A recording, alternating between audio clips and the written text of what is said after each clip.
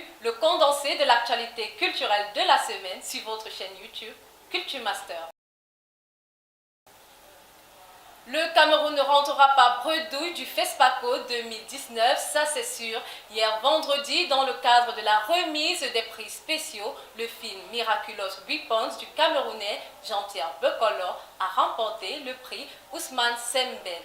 Un autre Camerounais a aussi reçu une distinction au FESPACO cette année. Il s'agit du réalisateur de Tarabana, en la personne de François Woukwaché.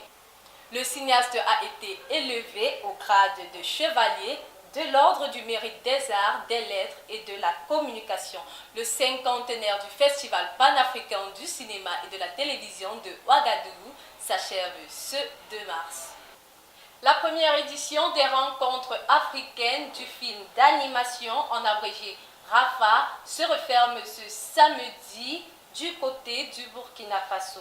Organisé parallèlement au cinquantenaire du FESPACO, les RAFA visent à susciter la création d'une section film d'animation dans la sélection officielle du FESPACO. Depuis son ouverture le 23 février dernier, l'événement participe à la promotion du cinéma d'animation africain à travers des ateliers, des masterclass, des conférences et des projections de films animés africains.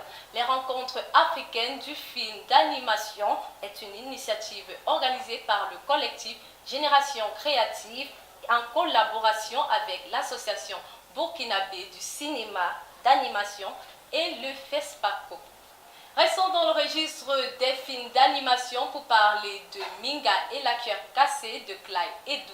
Le film d'animation 100% camerounais prend un peu plus d'envol après de nombreuses projections à l'international, des récompenses et des participations à des festivals internationaux. Minga et la cuillère cassée va être enseigné aux élèves lors du Festinéma Junior 2019 aux États-Unis. Ceci grâce à un dossier pédagogique mis sur pied par Azadeh Toloa et dans lequel on retrouve l'histoire, les costumes et la géographie sur l'univers du film. Minga et la cuillère cassée sera par ailleurs l'un des 4 films à être projetés lors de cet événement dont le but est de favoriser à travers le cinéma l'initiation des enfants et des adolescents aux cultures internationales. Le Festival des films français pour jeunes, qui est cette année à sa 6e édition, s'ouvre ce 4 mars dans la ville de Denver, c'est aux États-Unis. Une triste nouvelle à présent pour le cinéma camerounais, le CAMIF, entendu Cameroun International Film Festival, n'aura pas lieu cette année, ceci en raison des problèmes sécuritaires dans les régions du nord-ouest et du sud-ouest. L'information a été rendue publique hier dans un communiqué signé du fondateur et directeur du festival, Arbor Gilbert. Prévu du 22 au 27 avril 2019, le festival est pour l'instant repoussé pour avril 2020, en espérant que d'ici là, le calme revienne dans la ville de Buea, qui abrite depuis 3 éditions maintenant ce grand rassemblement des acteurs du cinéma camerounais. Refermons la page du 7e art avec la sélection des films Hans et Angle du réalisateur camerounais Franck-Thierry Léa Malé au Festival du cinéma africain de Manitoba qui va se dérouler du 15 au 17 mars prochain au Canada. Le Festival du cinéma africain de Manitoba est un événement annuel qui célèbre le 7e art africain. Parlons des arts de la scène à présent. Les compagnies Kalangu, Fleur du Lotus et Mangwa vont se produire ce samedi sur la scène de l'Institut français de Yaoundé. Ce sera dans le cadre du Mevungu, entendu Festival international de danse au féminin qui s'est ouvert hier vendredi. Un spectacle qui viendra mettre fin à 2 jours de festivités et d'enrichissement culturel proposé depuis hier par un dynamisme et un engagement artistique des femmes, filles et danseuses professionnelles. La 4e édition de ce grand rendez-vous annuel de danse au féminin est placée sous le thème « Je danse mes pleurs ». Les différentes dates de la 2e édition du Slam Up ont été dévoilées cette semaine.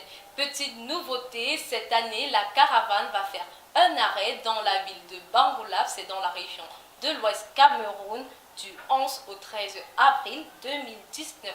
La tournée va quant à elle débuter à Yaoundé du 3 au 5 avril. À Douala, ce sera du 17 au 20 avril et du 24 au 27 dans la ville de Tchang. Le Slam Up est une plateforme d'expression et de rencontre entre le slam et le stand-up, un événement initié par l'humoriste Ulrich Dakam et la slameuse Lidl depuis un an déjà. Parlant de Lidl, l'artiste a sorti hier vendredi son nouveau vidéogramme, l'Undem, un clip que vous pouvez regarder dès à présent sur sa chaîne YouTube.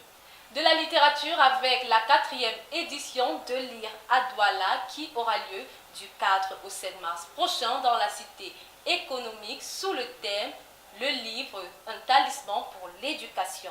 Cette année, l'événement de littérature va connaître la participation de 4 auteurs, à savoir Elisabeth Chungi, Irène Asiba d'Almeida, Paul Bitou et Gauss. Comme d'habitude, Lire à Douala va proposer plusieurs activités, parmi lesquelles la vente de livres au kilo, une exposition vente d'éditeurs, des conférences débats, ainsi que des rencontres et signatures avec des auteurs. Terminons ce journal par le traditionnel top 5 des articles les plus lus ces 10 derniers jours sur notre site web www.culturemasteronline.com.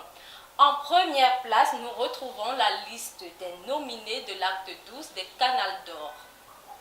En deuxième position, c'est l'entretien avec le metteur en scène camerounais Ousmanou Sali qui présente la pièce Les Bonnes qui était en représentation hier vendredi à Yaoundé. La troisième place est occupée par la chronique sur le nouveau clip de Charlotte Chipanda, Sangado. En quatrième position, on retrouve l'article découverte sur l'artiste Full. En cinquième et dernière position, c'est l'article sur la présentation de la première édition du MOA Fashion Design qui se déroule ce soir à l'hôtel Hilton de Yaoundé.